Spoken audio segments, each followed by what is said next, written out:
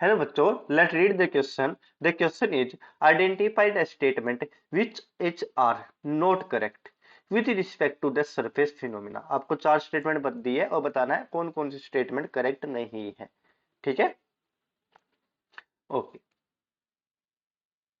तो पहली स्टेटमेंट है if on adding electrolyte in emulsion the conductivity decrease then it will be oil in water type of emulsion. तो देखिए सबसे पहले पहली स्टेटमेंट की बात करते हैं। तो आपको जो इमल्सन गिवन है वो है ऑयल इन वाटर, यानी आपके पास यहाँ पर एक बीकर है, उसके अंदर देखिए यहाँ पर oil in water. Means oil in water का मतलब क्या है, ऑयल आपका स्मॉल अमाउंट में पड़ा है और वाटर आपका लार्ज अमाउंट में, राइट। ये आपका पूरा पूरा रेड कलर का वाटर है, ओके। और इसके अंदर स्मॉल आपका ऑयल ड्रॉपलेट पड़ी है। तो अगर आप इसके ऊपर इलेक्ट्रोलाइट डालते हो तो कंडक्टिविटी इंक्रीज होगी या डिक्रीज होगी, देखते हैं। देखिए अगर आपने इसके अंदर क्या डाला, कोई इलेक्ट्रोलाइट डाल दिया, ठीक है, कोई इलेक्ट्रोलाइट डाल दिया NaCl या सोप सॉल्यूशन, आपने कोई इलेक्ट्रोलाइट डाल दिया, तो आपको पता है जैसे ही आप इलेक्ट्रोलाइट को वाटर के अंदर डालोगे तो वो डिसोसिएट हो जाएगा। फॉर एग्जांपल आपने डाला NaCl, तो वो डिसोसिएट हो जाएगा वाटर में जाके Na पॉजिटिव और क्लोरीन नेगेटिव में, ओके। और आपकी कंडक्टिविटी इंक्रीज होगी, डिक्रीज नहीं। तो पहली स्टेटमेंट आपकी इनकरेक्ट है।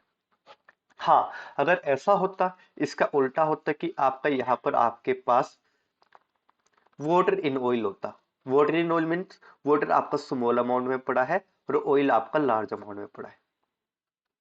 तो यहाँ पर अगर आप स्मॉल अमाउंट में इलेक्ट्रोलाइट डालोगे तो कंडक्टिविटी पे कुछ खास इफेक्ट नहीं पड़ने वाला, क्योंकि ऑयल है आपका, देखिए ऑयल आपका एक्सेस में पड़ा है और वाटर काफी स्मॉल अमाउंट में पड़ा है। और आपको पता है कोई भी इलेक्ट्रोलाइट नॉन पोलर सॉल्यूशन में जाकर डिसोसिएट होगा ही नहीं, नॉन पोलर मीडियम में डिसोसिएट नहीं होगा, राइट। तो यहाँ पर कंडक्टिविटी पे कोई खास इफेक्ट नहीं पड़ेगा। लेकिन अगर आपने वाटर इन ऑयल टाइप में डाला है तो वाटर में जाके इलेक्ट्रोलाइट डिसोसिएट होगा और कंडक्टिविटी इंक्रीज होगी, और यहाँ पर डिक्रीज लिखा तो ये गलत है। अब second, Tyndall effect is observed when refractive index of the disperse phase and dispersion medium is largely different. देखिए ये स्टेटमेंट बिल्कुल सही है। टिंडल इफेक्ट के लिए दो कंडीशन है, दो कंडीशन होती है। सबसे पहला होता है size of disperse phase, size of disperse phase of dispersed phase particle must must not be must not be okay must small to the wavelength lambda मतलब wavelength used। कि आप देखिए पहली कंडीशन ये है और दूसरी कंडीशन ये है, दूसरी कंडीशन देखिए जो फॉलो होनी चाहिए वो है क्या, वो है कि refractive index, refractive index of disperse phase and dispersion medium must be very large, okay, must be very large, very large, okay. अब डिस्पर्स फेज और डिस्पर्जन मीडियम क्या होता है, देखिए मान लीजिए आपके पास ऑयल इन वाटर टाइप का इमल्सन है, जैसे कि मिल्क, ऑयल इन वाटर, तो मीन्स वाटर आपका लार्ज अमाउंट में पड़ा है, ऑयल आपका स्मॉल अमाउंट में। तो यहाँ पर ऑयल आपका क्या करेगा, जो स्मॉल अमाउंट में पड़ा है वो आपका करेगा डिस्पर्ज फेज की तरह काम, ओके। और जो लार्ज अमाउंट में पड़ा है वो होगा डिस्पर्जन मीडियम, ठीक है। तो कंडीशन क्या है, सबसे पहले डिस्पर्ज फेज के जो पार्टिकल है यानी जो ऑयल के पार्टिकल है उसका size wavelength of light use से बहुत ज्यादा स्मॉल नहीं होना चाहिए, ठीक है। वरना यहाँ पर scattering of light Tyndall effect नहीं होगा। और सेकंड कंडीशन है रिफ्रैक्टिव इंडेक्स डिस्पर्स फेज और डिस्पर्जन मीडियम का लार्जली डिफरेंस होना चाहिए, ओके। तो डेफिनेटली ये स्टेटमेंट आपकी करेक्ट है। अब third statement, macromolecule colloidal are generally lyophobic in nature, ये बिल्कुल गलत है। देखिए मैक्रोमोलिक्यूल दोनों होते हैं, लायोफिलिक भी होता है और लायोफोबिक भी होता है, ठीक है। देखिए फॉर एग्जांपल मैक्रोमोलिक्यूल जो लायोफोबिक होता है उसका एग्जांपल आपकी माइसेल्स, ओके, और लायोफिलिक का एग्जाम्पल है कुछ शुगर्स, कार्बोहाइड्रेट्स, राइट। तो ये स्टेटमेंट गलत है, दोनों होते हैं लायोफिलिक भी लायोफोबिक भी।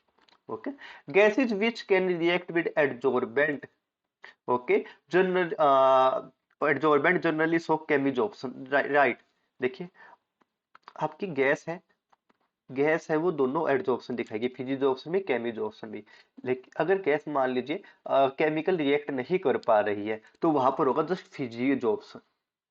Okay, just फिजिजॉर्प्शन। कोई आपका स्ट्रॉन्ग कोवलेंट बॉन्ड नहीं बनेगा, बस इनके बीच में इंटरेक्शन होगा, अट्रैक्शन होगा, वंडरवल फोर्स ऑफ अट्रैक्शन होंगे।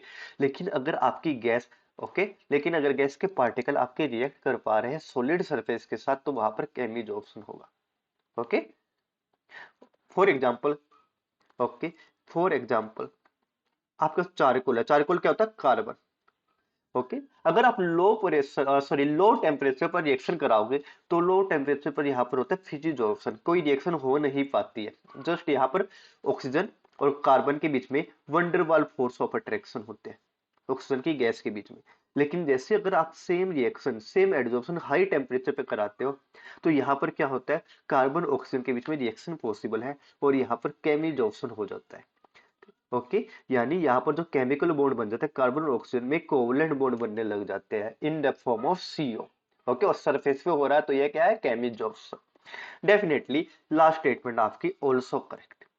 तो आपकी यहाँ पर देखिए क्या पूछा गया, इज आर नॉट करेक्ट, आपको पूछा गया करेक्ट कौन कौन सी नहीं है, तो आंसर आएगा A and C are not correct, यही आपके राइट आंसर है। Clear, hope you understand well, happy learning and good bye.